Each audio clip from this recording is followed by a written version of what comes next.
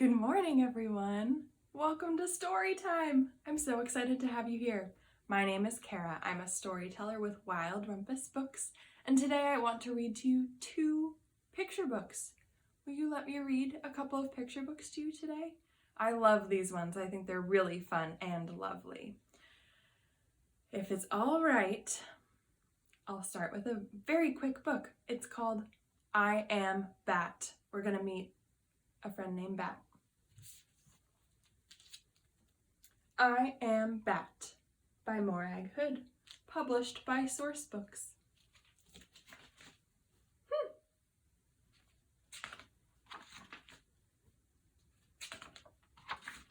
I am Bat.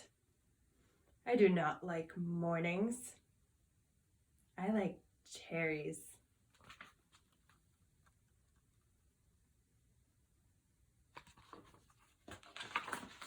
They are my favorite of all things. They are juicy and red and delicious and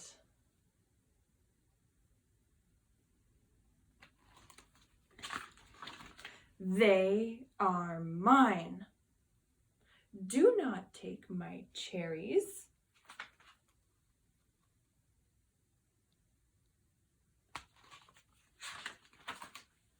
If you take my cherries, I will be angry. I will be ferocious like a lion.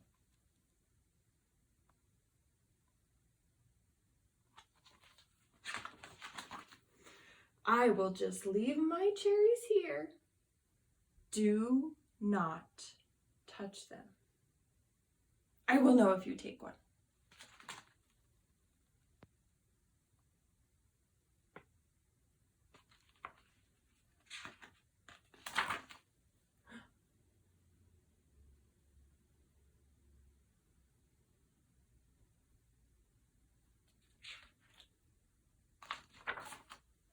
My cherries!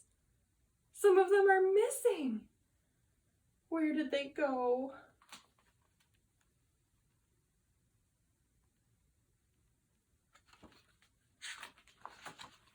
Who stole my cherries? Was it you? Was it Duck up here?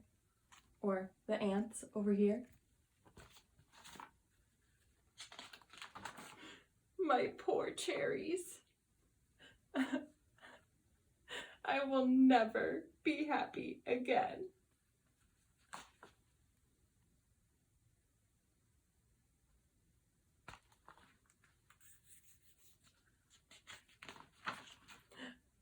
Oh,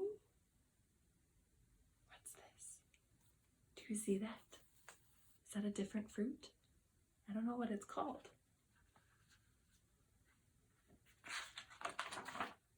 A pear!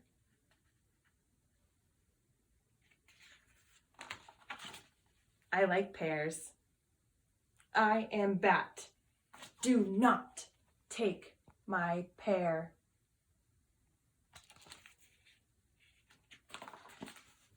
The end. Great listening, everyone. Do you prefer pears or cherries? What do you like better? Maybe you can have both. Next, we will read TRUMAN by Reidy and illustrated by Ruth Cummins, published by Athenaeum. This is a lovely story about a pet tortoise to be specific. Do you have any pets? Can you tell us about the pets you have? Just give them a nice squeeze this morning. TRUMAN. TRUMAN was small, the size of a donut, a small donut, and every bit as sweet.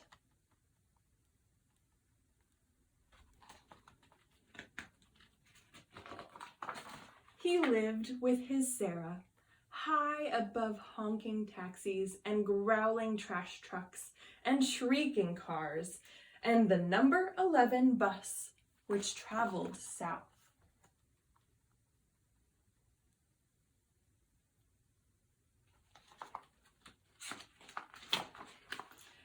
Truman never honked or growled or shrieked or anything or anybody. He was peaceful and pensive, just like his Sarah.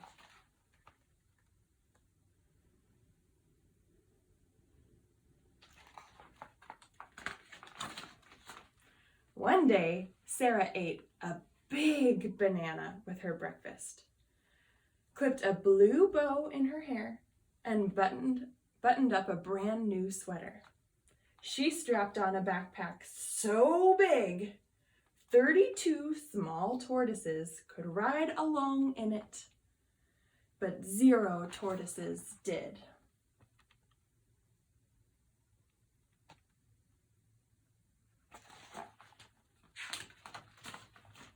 Sarah placed 7 green beans in Truman's dish, 2 more than usual.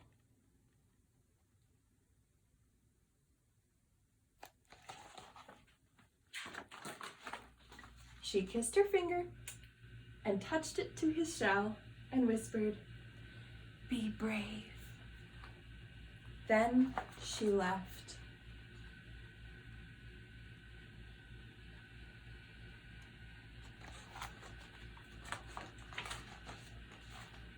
Not to worry, she'd left before, and she'd always returned. But this time, that backpack was particularly big, and Sarah looked particularly pensive, and that banana, and that bow, and let's not forget about those extra green beans.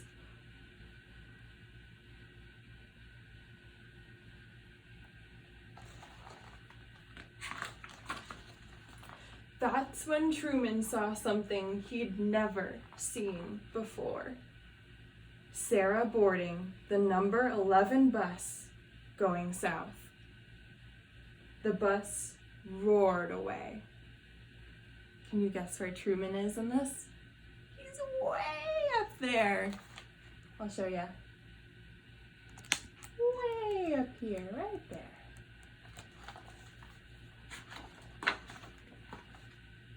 Truman waited for Sarah to return. He waited and waited. He waited 1,000 hours, tortoise hours that is, until he could wait no longer. He would go after his Sarah. He would catch the number 11 south, even amid the honking and the growling and the shrieking, even if it seemed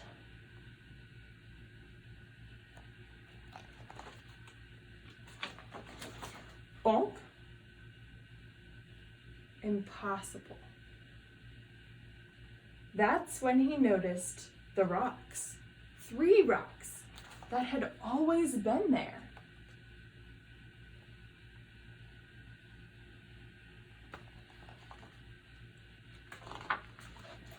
Ordinary rocks that now seemed extraordinary. 1, 2, 3, and Truman's up.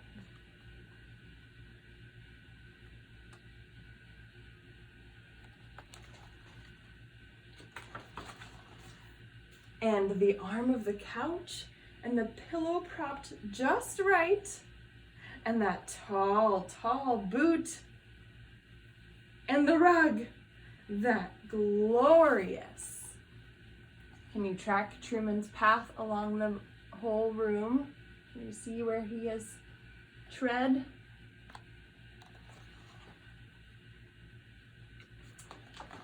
The glorious, endless rug. Without Sarah, their home seemed vast and uncharted and unsettling.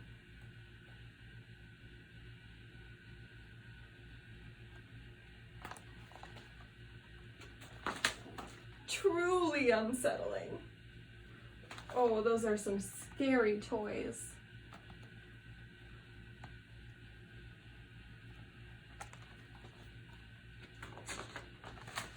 But perhaps the most unsettling was that Truman could no longer see the taxis or the trash trucks, or the cars? Which way, or the number 11 bus? Which way was south anyway?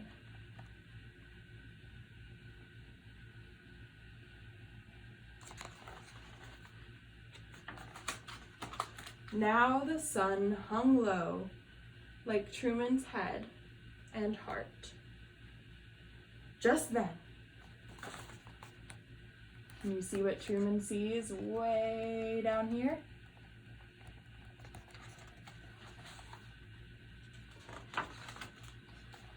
It's a dandelion. And then, vroom, screech, whoosh. Up floors and under doors, Truman heard it. A bus. It was time to catch the number 11 south. Amid the honking and the growling and the shrieking, yet standing there in that ray of light, Truman felt peaceful and pensive and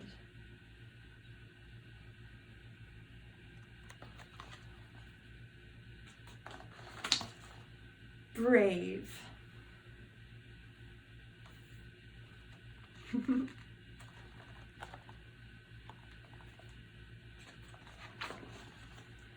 But just as he was about to slip under the door through that opening barely the size of a small tortoise,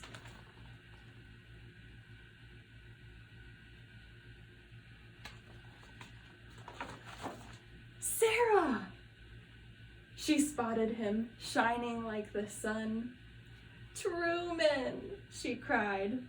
She scooped him up and said things like, "Oh my goodness," and "you," and "how did you ever," and "amazing."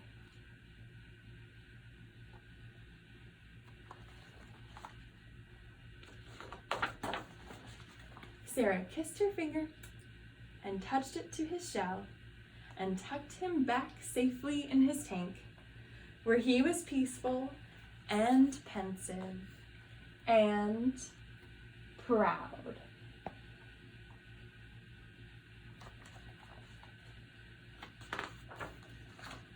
And later, just before bedtime, she read him a story. And that story was called Truman.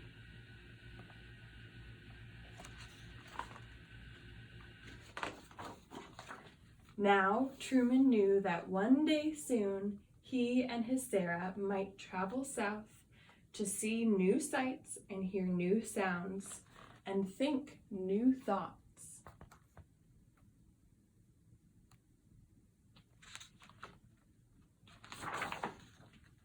Together.